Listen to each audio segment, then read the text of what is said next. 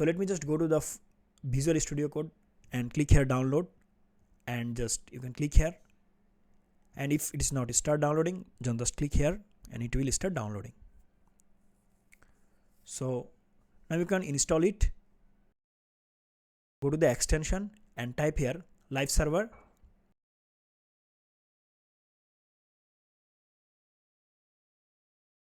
and click the first one.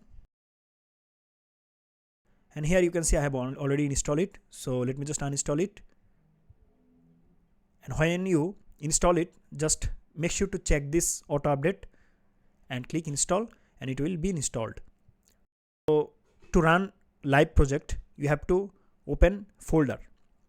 So I have added a folder here. You can see. Now go to the view option here, select it and type here live server, and select the first one. And you can see we are in live. And let me show you, if I change something, then it will change.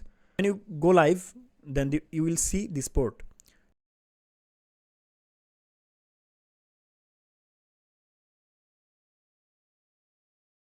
So see, I have changed here, and I've just pressed Ctrl+S to save this, and it will automatically change. You don't need to refresh it. And let me just remove it, and you can see the result.